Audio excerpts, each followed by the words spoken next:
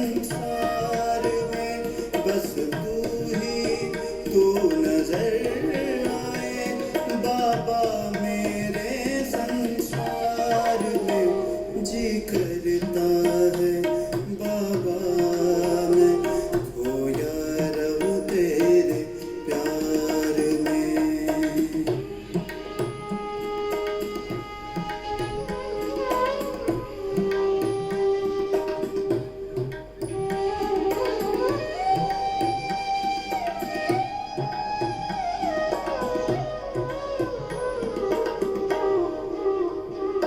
तू ही मेरा सच्चा साथी जीवन का आधार है।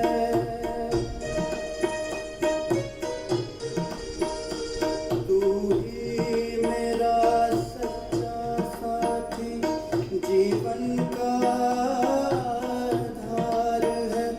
कैसे कहूँ मैं ओ बाबा मुझे तुमसे कितना प्यार है।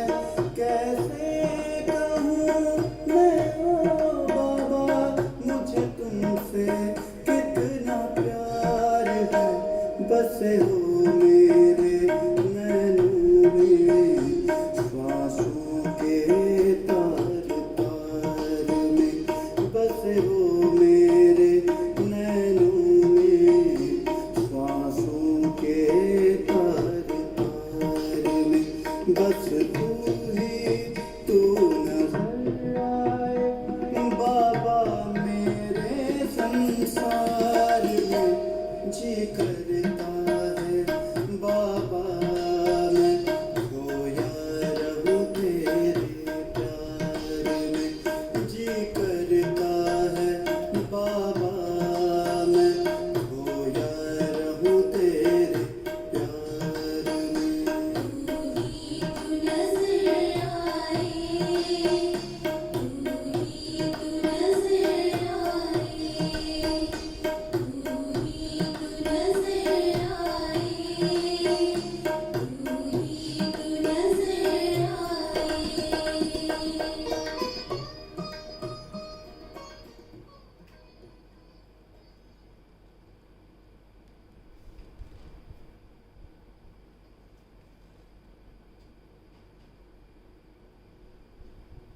ओम शांति।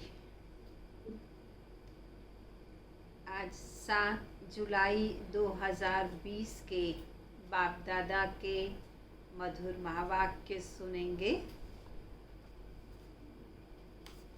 बाबा बच्चों को अपना लक्ष्य याद दिलाते हुए इस बात का इशारा दे रहे हैं कि अब बच्चों में कोई भी आसुरी अवगुण, आसुरी लक्षण वह नहीं दिखाई देना चाहिए। उसमें बाबा ने भिन्न भिन्न प्रकार के लक्षणों की आज बात की है। किसी को दुख देना, किसी के साथ लड़ाई झगड़ा करना या धम चक्कर मचाना, किसी को परेशान करना, इस प्रकार की आदतें जो कलयुगी दुनियावी लोगों में होती हैं वो बाबा के बच्चों में नहीं होनी चाहिए। तो हर बच्चे को अपने आप को चेक करना है कि मेरे अंदर कोई भी ऐसा लक्षण है तो नहीं। जैसे आजकल कोरोना का कोई भी सिम्टम दिखाई देता है तो अलर्ट हो जाते हैं कि ऐसा कोई भी लक्षण हमारे में नहीं होना चाहिए। उसके लिए तुरंत सतर्क हो जाते हैं।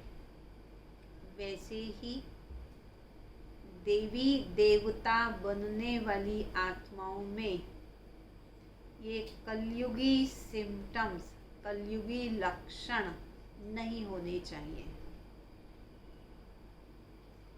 बाबा बच्चों को ये भी याद दिला रहे हैं कि तुम मेरे बच्चे मेरे जन्म जन्मांतर से आशिक रहे हो। भक्ति मार्ग में भी मुझे याद करते थे, पुकारते थे, और अभी बाबा के बने हैं तो बाबा को बहुत प्यार से याद करते हैं। तो बाबा कहते आशिक तो थे और हो, पर अब क्या पुरुषार्थ करना है? अब देही अभिमानी बनने का पुरुषार्थ करना है। तब बाबा समझेंगे कि हाँ सचमुच ये मेरे पक्के आशिक हैं। फिर बाबा बच्चों को ये भी याद दिला रहे हैं कि तुम मुझे याद करते हो तो बहुत खुश होते हो, और ये भी समझते हो कि खुशी ही सबसे बड़ी खुराक है। खुशी से आयु भी बढ़ जाती है, खुशी के कारण दुख दर्द भी भूल जाता है, हिसाब किताब की बातें भी भूल जाती हैं।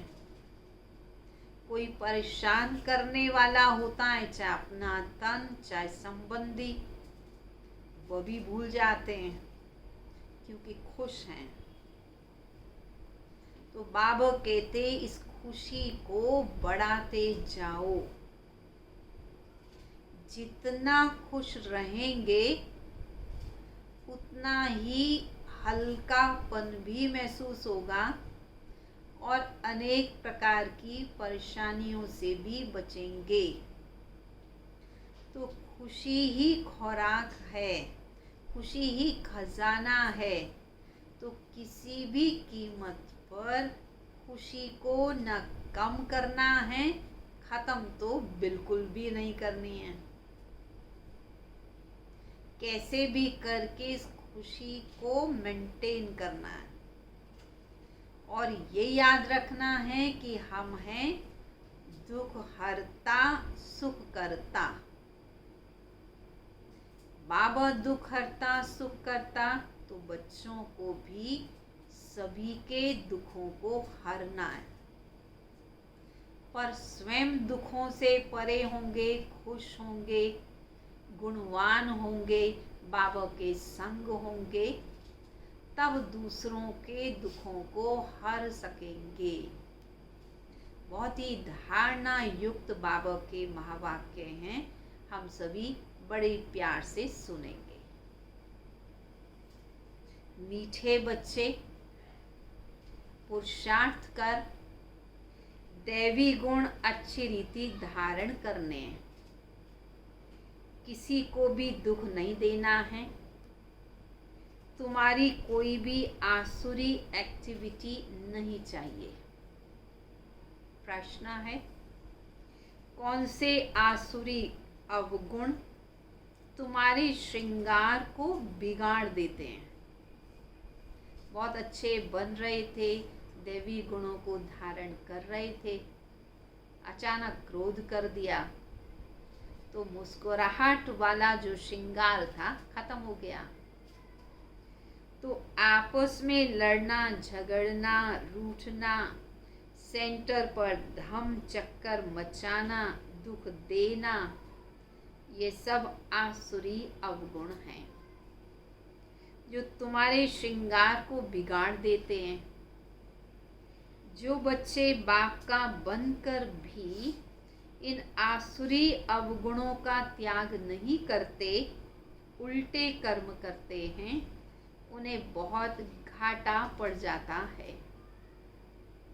हिसाब ही हिसाब है।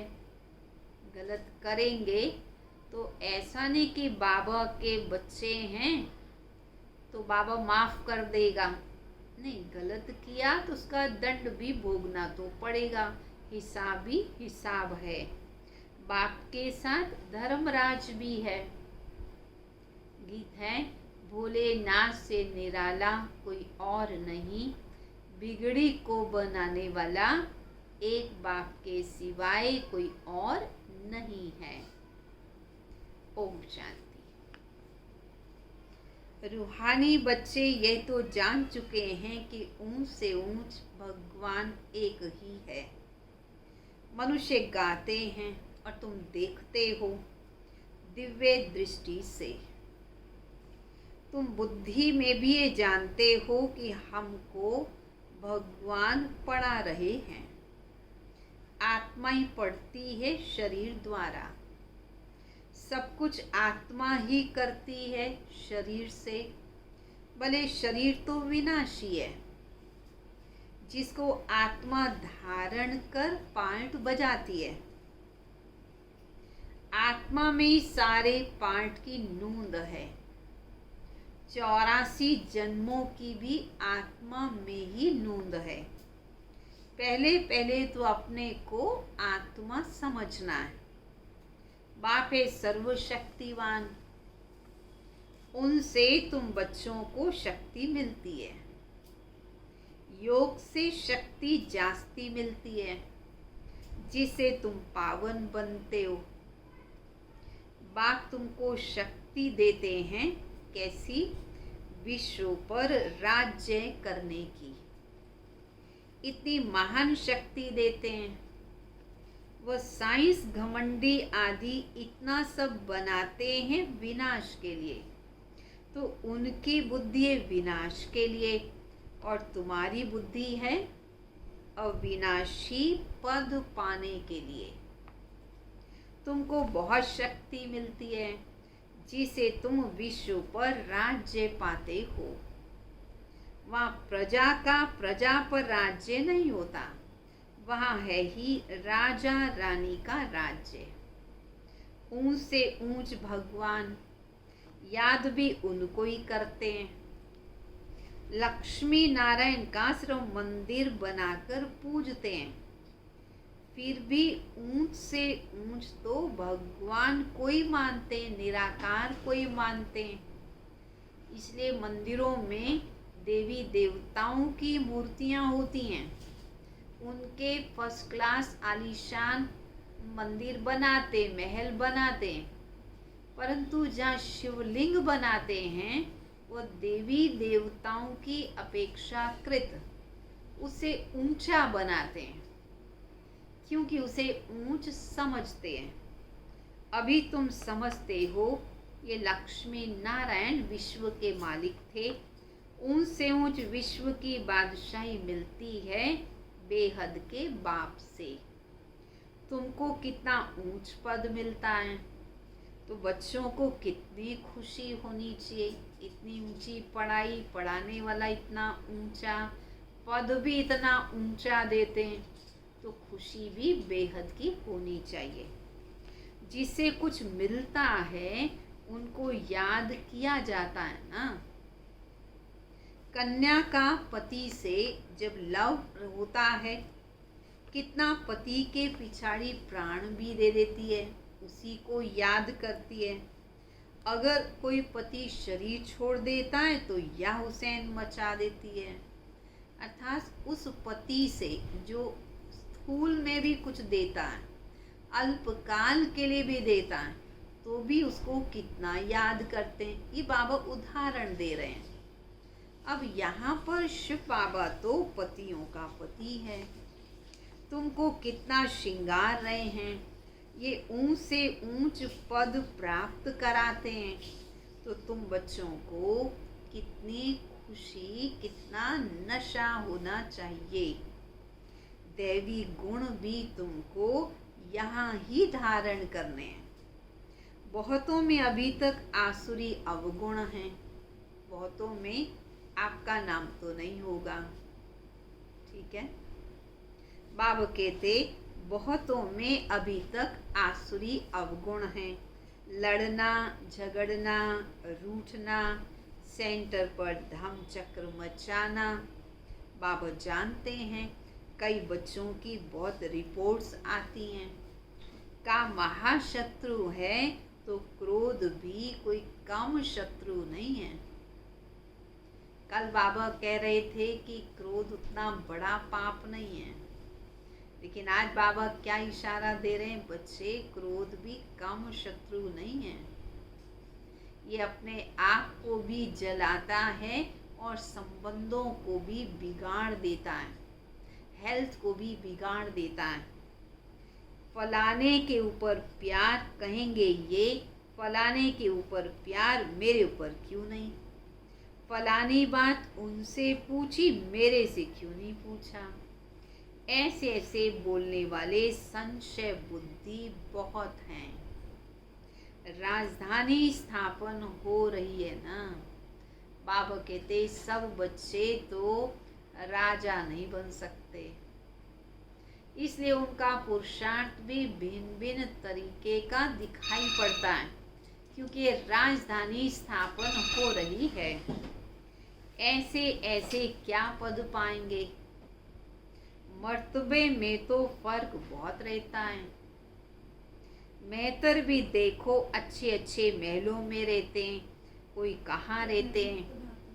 हर एक को अपना पुरुषार्थ कर दैवी गुण अच्छे धारण करने हैं। देह अभिमान में आने से आसुरी एक्टिविटी होती है। जब देही अभिमानी बन अच्छी रीति धारणा करते रहो तब ऊंच पद पाओ। पुरुषार्थ ऐसा करना है दैवी गुण धारण करने का, किसी को दुख नहीं देना है। तुम बच्चे तो दुख हरता सुख करता बाप के बच्चे हो, कोई को भी दुख नहीं देना चाहिए। जो सेंटर संभालते हैं उन पर तो बहुत बड़ी जवाबदारी है। जैसे बाप कहते हैं बच्चे अगर कोई भूल करता है तो 100 गुना दंड पड़ जाता है। देह अभिमान होने से बड़ा घाटा होता है, क्योंकि तुम ब्राह्मण सुधारने के लिए निमित्त बने हुए हो। अगर खुद ही नहीं सुधरे तो औरों को क्या सुधारेंगे, बहुत नुकसान हो पड़ता है। पांडव गवर्नमेंट है ना, ऊंच से ऊंच बाप है तो उनके साथ धर्मराज भी है। धर्मराज द्वारा बहुत बड़ी सजा खाते हैं। ऐसे कुछ कर्म करते हैं तो बहुत घाटा पड़ जाता है। हिसाब ही हिसाब है। बाबा के पास पूरा हिसाब रहता है। अच्छे का फल अच्छा, बुरे का फल बुरा, दोनों मिलते हैं। माइनस भी होता है प्लस भी होता है। भक्ति मार्ग में भी हिसाब ही हिसाब होता है। कहते भी हैं भगवान तुम्हारा हिसाब लेगा। अगर तुम कुछ गलत करोगे, गलत बोलोगे तो भगवान तुम्हारा हिसाब लेगा। या बाप खुद कहते हैं धर्मराज बहुत हिसाब लेंगे। फिर उस समय कर क्या सकेंगे। साक्षात्कार होगा कि हमने ये किया। वहाँ तो थोड़ी मार पड़ती है, यहाँ तो बहुत मार पड़ेगी। अगर संगम युग पर बाप का बनकर विकर्म किए तो दंड भी ज्यादा मिलेगा। तुम बच्चों को सतयुग में गर्भ जेल में नहीं आना है। वहाँ तो गर्भ महल है, कोई पाप आदि नहीं करते। तो ऐसा राज्य भाग्य पाने के लिए बच्चों को बहुत खबरदार होना है, जहाँ सतयुग में किसी भी प्रकार की सजा नहीं होती, किसी भी प्रकार का दुख कष्ट नहीं होता। तो ऐसी आरामदायक दुनिया में जाने के लिए अभी बहुत खबरदार रहना है। कई बच्चे अपनी टीचर से भी तीखे हो जाते हैं।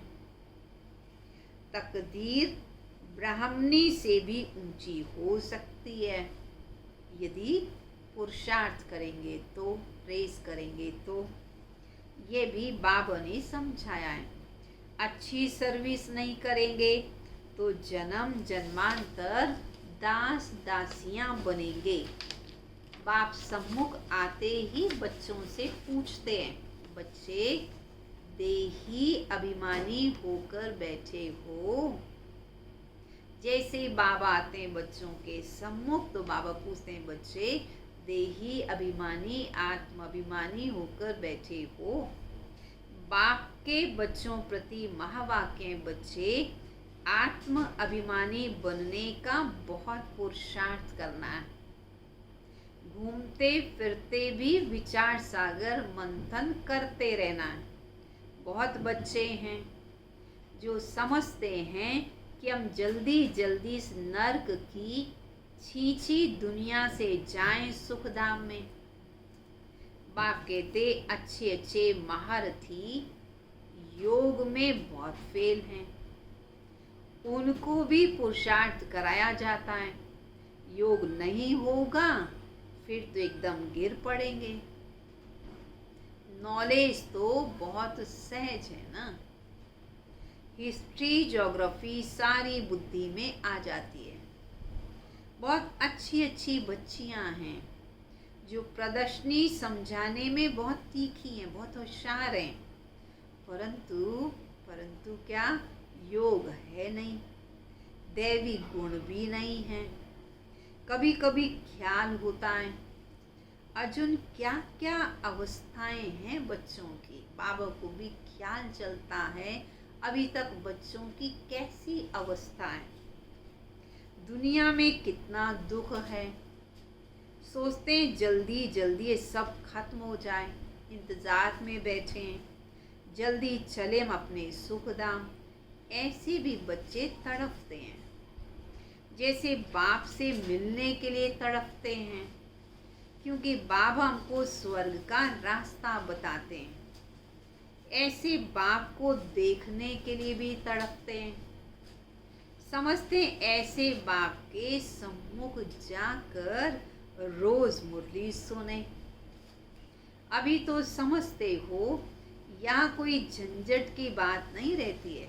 मधुबन में आते हैं, मुरली सुनने की बहुत लगन होती है, सम्मुख डायरेक्ट मुरली सुने, और फिर जब यहाँ पहुँचे तो कोई झंझट भी नहीं है।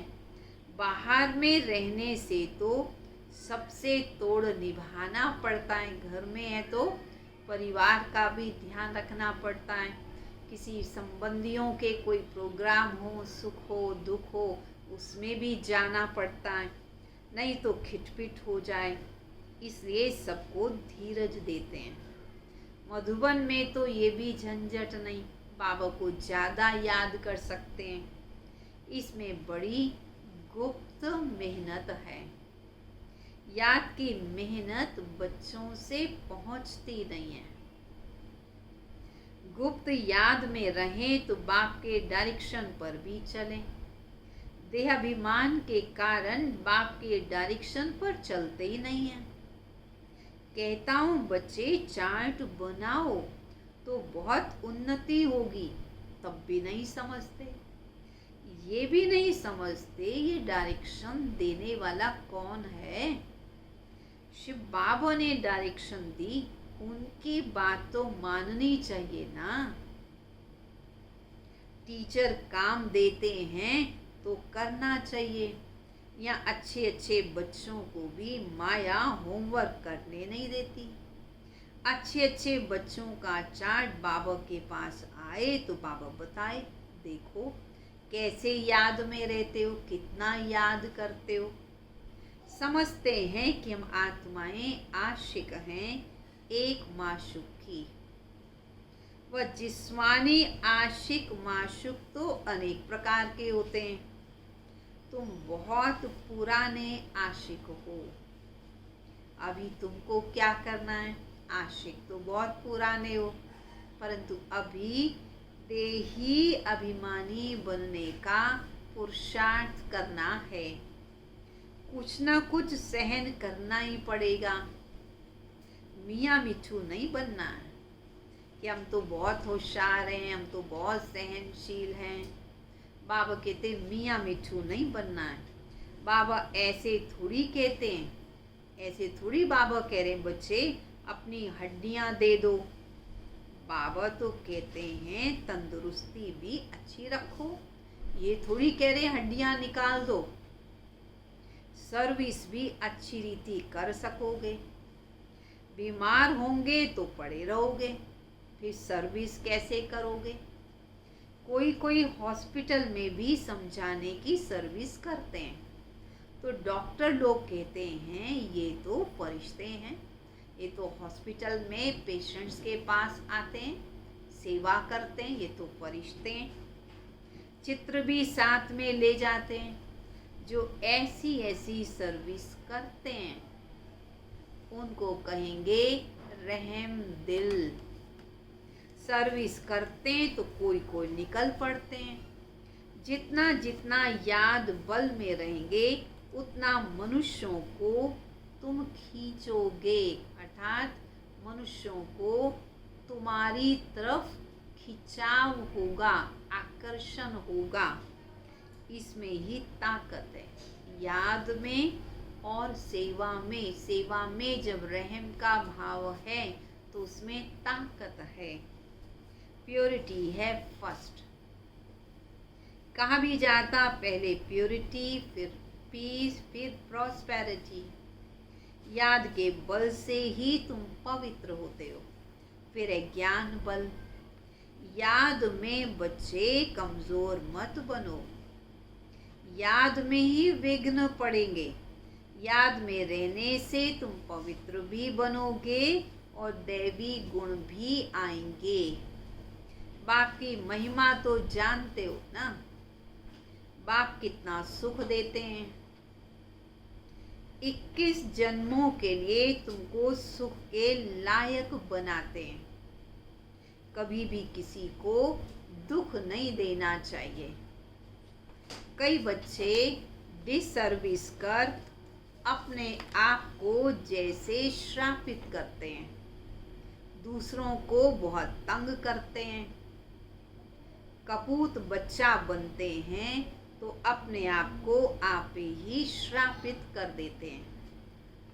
डिसर्विस करने से एकदम पट में पड़ जाते हैं, नीचे गिर जाते हैं। बहुत बच्चे हैं जो विकारी भी बन जाते हैं या फिर क्रोध में आकर पढ़ाई छोड़ देते हैं, ऐसे भी बच्चे हैं।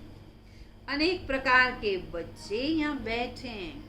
बाबा कोई बाहर के लोगों को नहीं समझा रहे, बाबा अपने ही बच्चों को समझा रहे हैं, अपने बच्चों की बात बता रहे हैं। यहाँ से रिफ्रेश होकर जाते हैं तो भूल का पश्चाताप करते हैं। फिर भी पश्चाताप से कोई माफ थोड़ी हो सकता है, ऐसे थोड़ी कोई पाप खत्म हो जाता है। बाप कहते हैं क्षमा अपने पर आप ही करो, याद में रहो। कैसे होगी क्षमा? जब याद में रहेंगे, पहले वाली गलतियों को रियलाइज करेंगे, उसके लिए सॉरी कहेंगे और फिर अब कोई विकर्म नहीं करेंगे। सेवा कर दुआओं का खाता भी जमा करेंगे, तब जाकर के पिछली गलती हल्की हो जाएगी। बाप किसी को क्षमा नहीं करते। बाबा कहते बच्चे ये तो पढ़ाई है, पढ़ाई में जो लिख दिया वो लिख गया, उसी अनुसार ही तो मार्क्स मिलेंगे ना। अगर पेपर में गलत लिख दिया और बाद में कहीं सॉरी, तो सॉरी कहने से नंबर तो नहीं मिल जाएंगे ना। बाबा कहते बाबा बच्चों को पढ़ाते हैं, बच्चों को अपने पर खुद ही कृपा कर पढ़ना है, मैनर्स अच्छे रखने हैं। बाबा ब्राह्मणी को भी कहते हैं कि सारे बच्चों का रजिस्टर लेके आओ। एक एक का समाचार सुनकर फिर बाबा समझानी देते हैं तो समझते हैं ब्राह्मणी ने रिपोर्ट दी है और ही जास्ती डिसर्विस करने लग पड़ते हैं। कई ऐसे भी बाबा के बच्चे हैं, अगर टीचर बाबा को कुछ बताए या बाबा पूछे तो टीचर को बताना पड़ता है, रिपोर्ट देनी पड़ती है। तो वह अगर स्टूडेंट को मालूम पड़ जाती है तो टीचर से भी बिगड़ जाते हैं, रूठ जाते हैं और सोचते हैं हमारी तो टीचर ने इंसल्ट कर दी। पर टीचर के अंदर शुभ भावना है कि इनकी एक कमी खत्म हो जाए, बाबा इनको शक्ति देगा ताकि इनकी भूल में सुधार हो, उसमें अपनी इंसल्ट नहीं समझनी चाहिए। तो बाबा क्या कहते, बच्चे ऐसे भी हैं जब ऐसा समझते हैं कि रिपोर्ट हमारी हो गई तो फिर डिसर्विस करना शुरू कर देते हैं। बड़ी मेहनत है याद में, माया बड़ी दुश्मन है, बंदर से मंदिर बनने ही नहीं देती। ऊंच पद पाने के बदले और ही नीचे गिर पड़ते हैं, फिर कभी उठ ही नहीं सकते, मर जाते हैं। बाप बच्चों को बार बार समझाते हैं, बच्चे बड़ी ऊंची मंजिल है, विश्व का मालिक बनना है ना। बड़े आदमी के बच्चे बड़ी रॉयल्टी से चलते हैं, कहीं बाप की इज्जत न गवा दें। सोचते हैं हम ऐसा कर्म करें हमारे बाप की इज्जत हमेशा बनी रहे, बाप की आबरू हम गवाएंगे नहीं।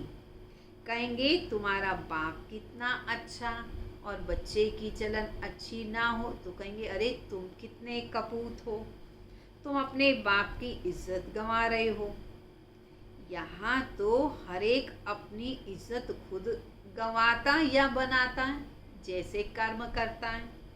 बहुत सजाएं भी खानी पड़ती हैं अगर गलत करते हैं। बाबा वार्निंग देते हैं, बच्चे बड़े खबरदार होकर चलो, जेल बर्ड्स मत बनो, बार बार गलती करो फिर जेल में जाओ, फिर बाहर आ गए फिर गलती कर लो फिर जेल में चले जाओ। ऐसे जेल बर्ड मत बनो। जेल बर्ड भी यहाँ होते हैं, सतयुग में कोई जेल होता ही नहीं। फिर भी पढ़कर ऊंच पद पाना चाहिए, गफलत नहीं करनी है, किसी को दुख भी मत दो, याद की यात्रा पर रहो, याद ही काम आएगी। आज भी याद से ही सुख चैन मिलता है और भविष्य में समस्याओं का सामना करने के लिए भी याद ही मदद करेगी। अपनी कर्म भोगना को भी भोगने में याद ही मदद करेगी। प्रदर्शनी में भी मुख्य बात यही बताओ, बाप की याद से ही पावन बनेंगे। पावन बनना तो सब चाहते हैं, यह है ही पतित दुनिया। सर्व की सदगति करने तो एक बाप ही आते हैं। क्राइस्ट, बुद्ध आदि कोई सदगति कर ना सके, फिर ब्रह्मा का नाम लेते हैं। ब्रह्मा को भी सदगति दाता नहीं कह सकते। जो देवी देवता धर्म का निमित्त है, भले देवी देवता धर्म की स्थापना तो शिव बाबा करते हैं, फिर भी नाम तो है ना। ब्रह्मा द्वारा स्थापना, शंकर द्वारा विनाश, विष्णु द्वारा पालना, त्रिमूर्ति ब्रह्मा कह देते हैं। बाप कहते हैं ये भी गुरु नहीं है, गुरु तो एक ही है, उनके द्वारा तुम रूहानी गुरु बनते हो। बाकी वह है धर्म स्थापक। धर्म स्थापक को सदगति दाता कैसे कह सकते हैं? ये बड़ी डीप बातें हैं समझने की। अन्य धर्म स्थापक तो सिर्फ धर्म की स्थापना करते हैं, जिसके पीछे उन धर्म गुरुओं, धर्म स्थापकों के पीछे उनके फॉलोअर्स भी आते हैं। वह कोई सबको वापिस नहीं ले जा सकते, उनको तो खुद ही पुनर्जन्म लेना है। सबके लिए यह समझानी है, एक भी गुरु सदगति के लिए नहीं है। बाप समझाते, गुरु पतित पावन एक ही है, वही सर्व के सदगति दाता लिबरेटर हैं। तो बताना चाहिए हमारा गुरु एक ही है, शिव बाबा ही है, जो सबकी सदगति करते हैं, शांति धाम सुख धाम ले जाते हैं। सतयुग आदि में बहुत थोड़े होते हैं। वहाँ किसका राज्य था? चित्र तो दिखाएंगे ना। लक्ष्मी नारायण का राज्य था। भारतवासी ही मानेंगे, देवताओं के पुजारी झट मानेंगे कि बरोबर ये लक्ष्मी नारायण तो स्वर्ग के मालिक हैं, स्वर्ग में इनका राज्य था। और बाकी सब आत्माएं कहाँ थी? जरूर कहेंगे निराकारी दुनिया में थी। ये भी तुम अभी समझते हो, पहले तुम भी कुछ नहीं समझते थे। अभी तुम्हारी बुद्धि में सारा चक्कर फिरता रहता है। बरोबर 5000 वर्ष पहले भारत में इनका राज्य था। जब ज्ञान की प्रारब्ध पूरी होती है तो फिर भक्ति मार्ग शुरू होता है। फिर चाहिए पुरानी दुनिया से वैराग्य। बस अभी हम नई दुनिया में जाएंगे। पुरानी दुनिया से दिल उठ जाता है। वहाँ पति बच्चे आदि सब ऐसे मिलेंगे। बेहद का बाप तो हमको विश्व का मालिक बनाते हैं। जो विश्व का मालिक बनने वाले बच्चे हैं, उनके ख्यालात कैसे होने चाहिए? उनके ख्यालात बहुत ऊंचे और चलन बड़ी रॉयल होगी। भोजन भी बहुत कम, जास्ती हबच नहीं होगी और नहीं होनी चाहिए। याद में रहने वालों का भोजन भी बहुत सूक्ष्म होगा। बहुतों की खाने में भी बुद्धि चली जाती है। तुम बच्चों को तो खुशी है विश्व का मालिक बनने की। कहा जाता खुशी जैसी खुराक नहीं। ऐसी खुशी में सदैव रहो तो खान पान भी बहुत थोड़ा हो जाए। बहुत खाने से भारी हो जाते हैं, फिर झुटका आदि खाते रहते, आलस में ही सारा दिन बैठे रहते हैं। फिर कहते बाबा बहुत नींद आती है। बाबा कहते बच्चे तुम योगी हो, तुम्हारा भोजन सदैव एक रस होना चाहिए, एक समान होना चाहिए।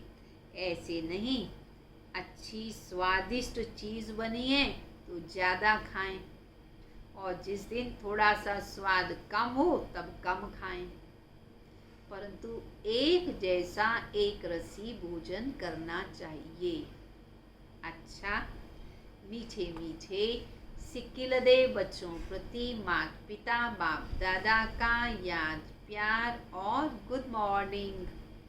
रूहानी बाप की रूहानी बच्चों को नमस्ते। रूहानी बच्चों की रूहानी बाप दादा को नमस्ते नमस्ते नमस्ते। धारणा के लिए मुख्य सार। हम दुख हरता सुख करता बाप के बच्चे हैं। क्या करना हमें? हमें भी किसी को दुख नहीं देना है। डिसर्विस करके अपने आप को श्रापित नहीं करना है। दूसरा, अपने ख्यालात बड़े ऊंचे और रॉयल रखने हैं। रहम दिल बन सदा सर्विस पर तत्पर रहना है। खाने पीने की लालच को छोड़ देना है। वरदान। ड्रामा की नॉलेज से अचल स्थिति बनाने वाले प्रकृति व माया जीत भाव। प्रकृति व माया द्वारा कैसा भी पेपर आए, लेकिन जरा भी हलचल ना हो। ये क्या, ये क्यों, ये प्रश्न भी उठा, जरा भी कोई समस्या वार करने वाली बन गई तो फेल हो जाएंगे। इसलिए कुछ भी हो, लेकिन अंदर में ये आवाज़ निकले कि वाह मीठा ड्रामा, वाह हाय क्या हुआ, ये संकल्प भी न आए, ये हाय शब्द न निकले।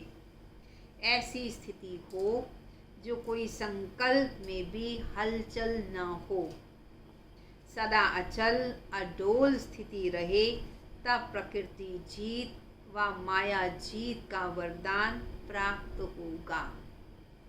स्लोगन: खुशखबरी सुनाकर खुशी दिलाना, यही सबसे श्रेष्ठ कर्तव्य है। खुशखबरी सुनाकर सबको खुशी दिलाएं। दूसरों को हम जो देते हैं वही हमको मिलता है। हम खुशी देंगे तो रिटर्न में भी खुशी मिलेगी। यही हमारा श्रेष्ठ कर्तव्य है। अच्छा, ओम शांति। चलेंगे सभी बाबा की याद में।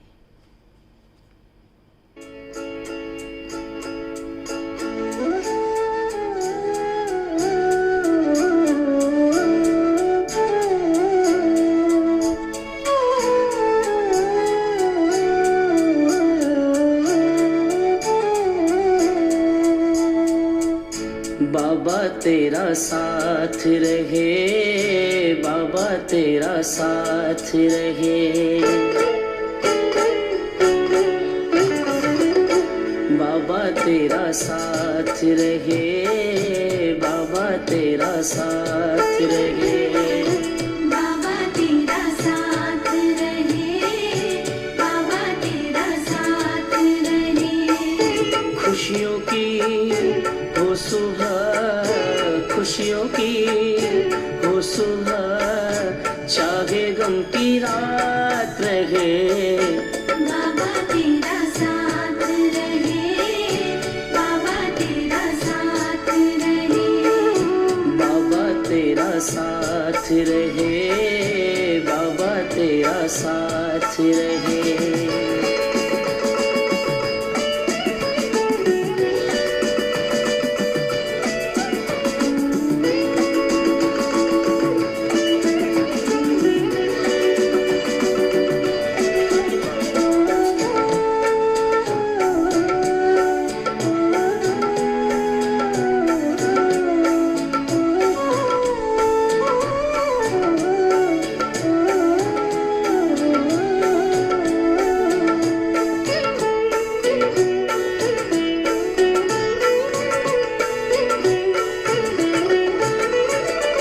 मैं कहीं पे भी रहूं, मुझ पे हो तेरी नजर, तेरी छाया में कटे मेरे जीवन का सफर।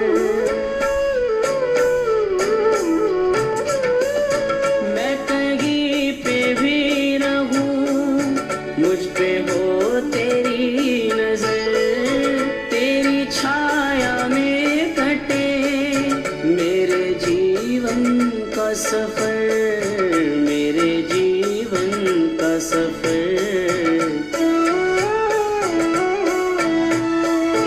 हर घड़ी हर पहर